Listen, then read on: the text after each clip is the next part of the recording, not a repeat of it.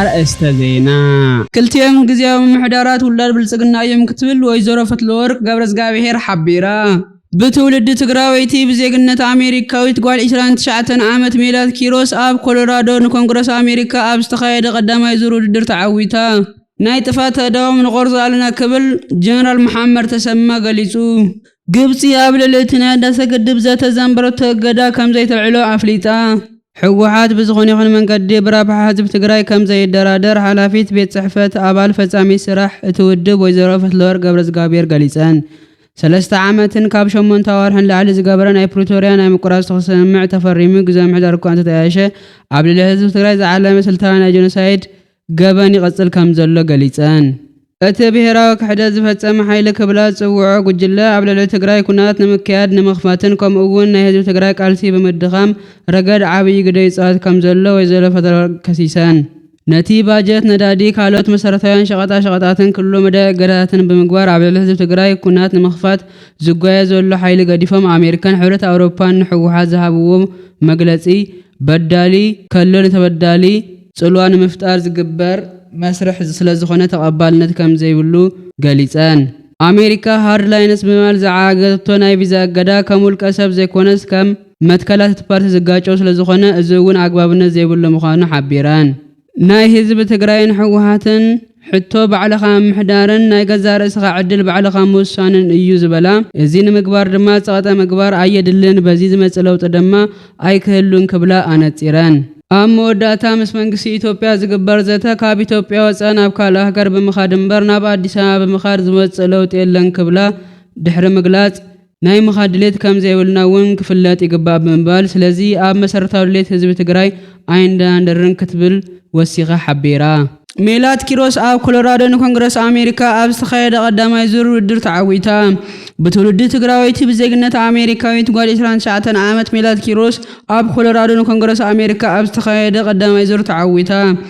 ዲሞክራቲክ ሶሻሊስት ዝኾነት ሜላት ኪሮስ ኣብ ኮሎራዶ ዲስትሪክት ሓደ ንኮንግረስ አሜሪካ ኣብ ዝተኻየደ ውድድር ልዕሊ 30 ዓመት ኣብቲ ወንበር ንጸናሓ ዲያና ዴግቲ ብምስዓርያ ተዓዊታ ሜላት ኪሮስ 49.3 ሚታዊ ድምጽ በመርከብ ክትዕወት እንተላ እተን ብዙሕ ተመክሮ ዝነበረን ተዋዳሪ ዲያና ዴግቲ ድማ 43.5 ሚታዊ ከም ዝረኸባ ሲኤንኤን ጸብጺቡ ሜላት ነዚያወት ኩናጸፍ ዝኻለት መረጽቲ ዴንቨር ኮሎራዶ ካብቲ ነባር ልሙድን አሰራርሓ ወጽዮም ሓድሽ ወለዶ ለውጥን ብምድላዮም ይከበል ሲኤንኤን ኣብ ጸብጻባ ሓቢሩ ሜላት ኪሮስ ጠበቃ ኮይና ብዛዕባ ኩናት ጋዛን መሰል ተማሃሮን መጽሓፋ ሲዒቡ ዲያና ዴግቴ ልዕሊ $1 ሚሊዮን ዝግመት ወጻኢ ብምግባር ሜላት አኽራሪትን ጸረ አይሁድን ከም ዝኾነት ከመናፈቲና ባሮውን ተሓቢሩ በቀዳማይ ሚኒስተር አብይ አህመድ ተጻሐፈ መደመር ዝተባሃለ መጽሐፍ በቋንቋ ቻይንኛ ናይ ምትርጓም ስርሑ አምዛም ከም ዝርከብ ተሓቢሩ እቲ መጽሐፍ ኣብ ዝቀረበ እዋን ሙሉ ተዛዚሙ ንባብ ከም ዝበቅዕውን ተረጋጊጹ ኣብ ዝሓለፉ 10 ዓመታት ኣብ ሃገር አፍሪካ ፈሊቆም ናብ ሃገራዊ መድረኽ ካብ ዝሸገሩ ውሕዳት ሃገር በቀል ፍልስፍናት እቲ ግንባር ቀደም ዝኾነ መደመር ብብዙሓት ወገናት ብትኹረት ዝረአ አጀንዳ ኮይኑ ይመጽእ ከም ዘሎ ተሓቢሩ እቲ መጽሐፍ ቅድሚ ሕዚ በአምሓርኛ በአፋን ኦሮሞ በእንግሊዝኛ በአረብኛ ከምኡውን በቋንቋ ኡርዱ ናይ ፓኪስታን ተተርጉሙ ንባብ ከም ዘቃዕ ዝከር ከም ዝኾነ ሕጂውን ብቢልና ዝቆጸሩ ሰባት ዝዛረብሉ ናይ ቻይንኛ ቋንቋ መድረኽ በወግዕን ምጽንባር ናይ ሞዳታ ምዕረፍ ከም ዝርከብ ተሓቢሩ ኣብ ናይ ሎማዓንቲ ሃገራዊ ምክልኻል ሰራዊት ምብራቕ እዚ ኣብ ብር ሸለቆ ዝሰልጥኑ ወታደራት ኣብ ዘምረቐሉ ዘሎ እዋን ኣብቲ ናይ ምረቓ ስነ ስርዓት ዝተረኸቡ ናይቲ ምብራቕ እዚ ኣዛዚ ጀነራል መሐመድ ተሰማ ናይ ጥፋት ኢዶም ንቆርጹ ኣለና ክብሉ ሓቢሮም እቲ ምብራቕ እዚ ዓብይ ታሪኽ ዘለዎ ነታ ብሕገ መንግስቲ እትመሓደር ሃገርና እናጽንዐ ዝመጸ ጀግና ክብሉ ዝናድዎ ክኸውን ከሎ ናይ ኢትዮጵያ ዕቤትን ብልጽግናን ዘይምንዩ ናይ ውሽጥን ወፃእን ሓይልታት ዝኻፈትዎ ዝነበሩ ተደጋጋሚ መጥቃዕቲ ምስ ካልኦት ክፍልታት ሰራዊት በብቕዓት ብምካት ንኢትዮጵያ ዘጽንዐ እዚ እዮም ክብሉውን ናዶም ኣቕሪቦም እቶም ጀነራል ወሲኾም ናይ ኢትዮጵያ ሉዓላውነትን ልምዓትን ንምዕቃብ ዝፍትኑ ክብሉን ዝጸውዕዎም ሓይልታት ጽምዶ ናይ ጥፋት ኢዶም ንቆርጽ ኣለና ክብሉ ወሲኾም ገሊጾም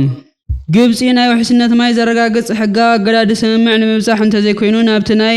ዓብይ ህዳሴ ግድብ ኢትዮጵያ ዘተ ከም ዘይትመለስ ዳግማይ ገሊጻ ናይቲ ሃገር ናይ ማይን ሃብትን መስኖን ሚኒስተር ሃኒ እስዊሎም ከም ዝገለጽዎ ግብጽ ኣብ ታሕሳስ 2023 እቲ ዘተ ንምቁራጽ ወሰነቶ ውሳነ أي كغيرن كبل وسيخة حبيرا أتوم منيستر وسيخهم كم زحبروا قالاي نايسر ماي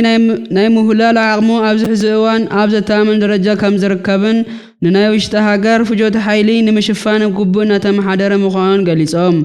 إثيوبيا بوغنا تقدم للمعات وساني مخانو بمقلاص أو العلي فلك أباي زلو لالاو مسل زغير زخون يخون سمع ودك خم تقبر دحر مقلاص نت بروجكت ناي منقسقاس مسلاخ تحبر دحر مصنح حبرة أفريكان أهجر أكاتن عمتات سعرتات تقبر أكوا أمنجو تنسلست هاجرات كساب حجة حفشة وسمع كبز صح خمسة تخالة تحبيرو مساهم بزنا ركعت نعدل السياسة السنة ينعخوم